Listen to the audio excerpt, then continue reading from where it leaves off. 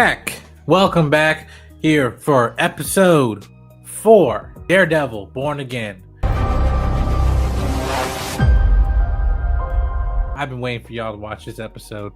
John Bernthal's Punisher coming to the fray because we thought, hey, who busted cap at White Tiger? May he rest in peace. Last week, right? Was it Punisher? Was it not? We know it wasn't Punisher, but he had a Punisher outfit on and everything. Well, from the looks of it, we got some copycats. We got some copycats up in New York. In regards to like how this episode is, it's just insane to see. Again, and I said this before, but just the downward spiral that Matt Murdock and Wilson Fisk are both going through, being able to not having a lot of things that they can't do because of the positions that they're in. Matt, it's Daredevil, and so there's certain things that he can and cannot do. And Wilson Fisk is the mayor of New York, so there are certain things that he can and cannot do. They both want to lash out in their anger and frustration. Matt's dealing with, a case where somebody, just because of their past, is going to be put in jail for a couple days, but still it's like given their life that will affect them greatly. And Wilson Fisk being called a mayor that ain't really doing, excuse my French, ain't really doing shit, is starting to weigh on him, especially when stuff gets leaked. And he just want to put some hands, but it's like, again, he just want to put some hands, but it's not the old days. He can't do that no more. He's got all eyes on him, all eyes on me. You know what I mean? It's like he can't. They both have things they can't really do, which I think, at least for Matt, culminates in his conversation with Punisher. Which it's good having John Bernthal back, and I am so glad that now he gets the chance to. Again, he was already great in Daredevil season 2, and there are a lot of things to enjoy about the 2 seasons of Punisher. But now we have him back in full glory, and there is no better man to test Matt in everything that he's been dealing with since Foggy's death. Yeah, because like dealing with this, Matt was kind of picking up where the last week episode left off, with the autopsy and him going, literally Batman detective mode and trying to find, who shot him. And then he kind of, in a sense, finds the bullet, but it has like a Punisher engraving on the bullet and everything, right? But with that, in the beginning of the first episode, you get, reintroduced to his nephew. All you comic readers, who she is and all that stuff. So, but yeah, I don't know how I feel about, again, the White Tiger persona, all of it, because I'm like, okay, I just see a dude in a White Tiger outfit and an amulet that I don't see nothing, so I'm trying to, see like where is the significance of this White Tiger, persona. But I think, we're gonna get that resolved, probably not in this season, but possibly in season 2. But with this, again, with Matt and Wilson Fisk both, move on with their lives and everything.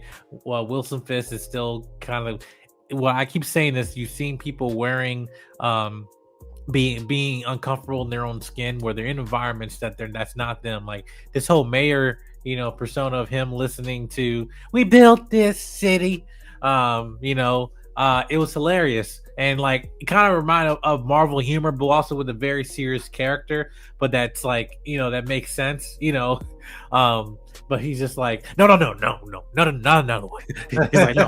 no. And they're like, let's go to the next one. He's like, no, you're good. And he went to an Irish one, and when they just spoke in German or something, whatever it was, not Irish, but like German or whatever. Yeah. But it was. Yeah. But did you notice the East? Okay, so there was a Dr. Doom Easter egg. Did you catch it? Yeah. I okay. Caught it. So I'll wait for people to watch this episode, because like there was small stuff. Now there's no significance of anything, I'm telling you, in the rest of the season beyond that.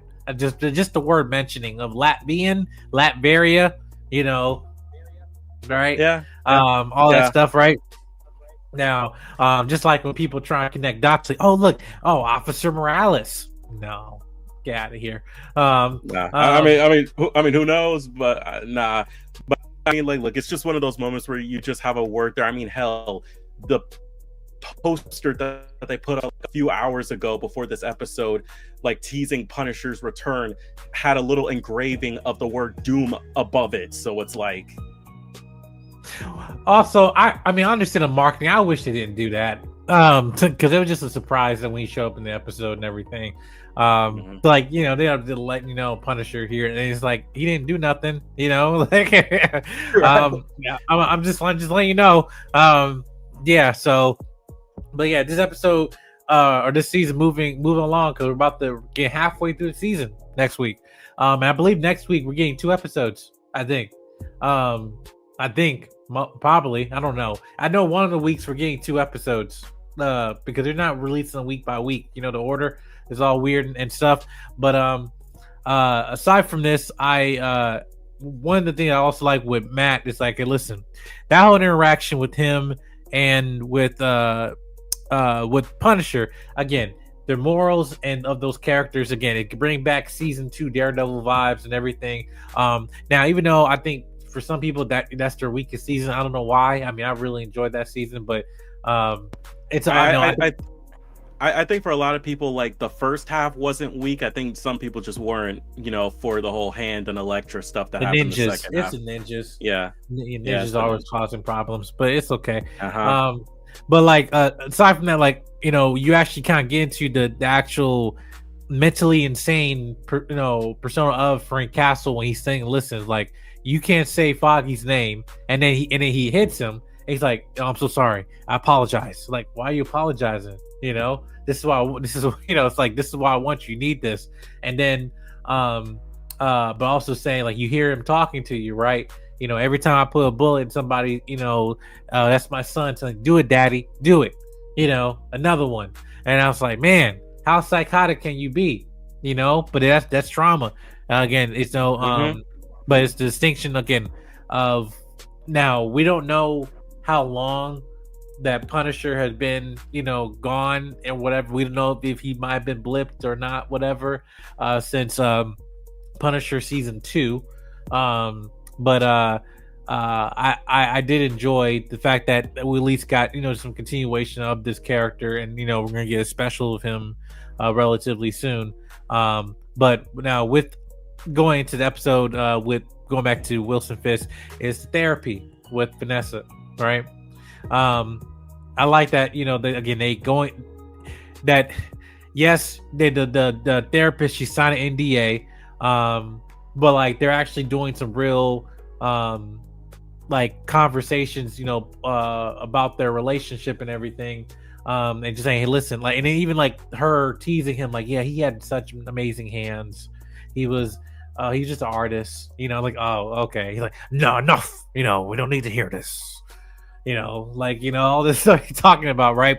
It's like, oh, I'm trying to get, maintain the other side of my husband's life. What, politics, business, where's Adam? He's the way. Okay. And find out he's just, he's in the dungeon. He's up in the closet. No, he's in the dungeon though. Let me out, Wilson. Let me out. But I like how, like, the way this episode ended, where it's like you're seeing these characters going back into their, their main persona. You see Matt, he's now training with his weapons again. Going in, you see the different costumes, which I hope we get more in season 2. We're not gonna see those new costumes in season 1. Just letting you know right now. Yeah, not season 1. Nah, they're sticking with that new suit that they got. But I mean, hey, they are filming season 2 right now, and I mean, if you've seen the set photos, you've seen the set photos. But that's all I'm gonna say. Yeah, and again, I won't address a lot of things about those set photos and also some reports about how season 2 is going to be, because I'm waiting for you guys to see the final episode, because I've been like waiting to talk about it, because I'm just like in my reaction to the last episode is like, the reports are making it like, okay, yeah, you confirm my thoughts, you should have done this in season 1, but it's okay. I'm just being nitpicky and greedy as a fan. But again, I think I just like that dynamic they had there. But what was your thoughts on that whole Wilson Fisk, about their relationship and everything during therapy? Because I mean, I'm in counseling also with my wife and everything. Like, I see, like, just maintain a healthy relationship and stuff, and I like that Marvel is showcasing that, but with these villain characters. What was your thoughts on it? No, I have to agree in just saying that in terms of like what we've seen so far with these therapy sessions up to this episode, it's crazy because again, signed NDA, and hell, even between all three of them, Wilson, Vanessa, and the therapist that Matt's sleeping with, there are, especially with the two of them, there are things that they're keeping from one another. There's things that they're keeping from the therapist, while at the same time sort of going through, and it's half-baked truths, half-baked lies. Do you feel safe around your husband? Sort of things. It's just interesting to see. It's like, when is it going to be because again, as I said before, a big theme with this season is that there are just a lot of characters that are just one moment away from hitting their breaking point, and it's going to be interesting where they see. It's like we've talked about it with Matt, we talked about it with Wilson, but I'm just curious where it's going to be with Vanessa. When is she going to finally speak her mind fully about how she feels when she is around Wilson? Does she truly feel safe? Does she truly still feel like how she did for him, like at the end of season 3? Like what's going to be the moment for her to either say goodbye to him, or to say like, yeah, no, I don't feel safe around him? And what is going to happen? Is that going to be his tipping point? Is he going to tip before then? It's just, again, this show is, with a lot of its characters, is on a ticking clock for a lot of them, and I'm just curious when that moment's going to hit. For Matt, he came very close within this episode, especially after his talk with Frank Castle. But again, it's like every episode, it's ever so closer till these guys are back on the street, as crazy as they are on both the side of good and the side of evil. But in terms of that therapy session, I'm just like, another moment. I'm just like, where's it going to be for Fisk, and where's it going to be for Vanessa, and what's going to be the freaking casualties of that, especially given both their positions right now. So, yeah. I will say, yeah, that dynamic in the relationship does, you see more aspects of it in upcoming episodes, and about how Vanessa, when she said, I'm not the same woman that, you left, and like, yeah, she's not, and you'll see more. And I will say, I really enjoy Vanessa's story in this show, compared to like the previous seasons and stuff, just because I think they've done something very interesting of switching her, and you got a glimpse of it in season 3 of Netflix Daredevil at the end of their wedding, of the final episode. But I think that that this is gonna set some seeds, in a relationship, and whether how Fisk is going to respond and stuff to your question, like, hey, can he trust her? Not about whether she can trust and harm him, like, can he trust her? Like, is she not gonna, try to, take out the, the kingpin and become the queen pin or something? But yeah, I don't know. I think there's something interesting here where I feel like they set the seeds planted for going into the upcoming episodes with that. But aside from that, you see him eating, you're getting beefing up, like, you know what, these people are trying to play with my intelligence.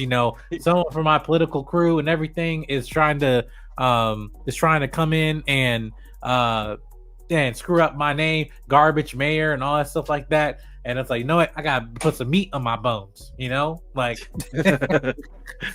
first full plate we've seen all season, and it's not in the view of his of his people.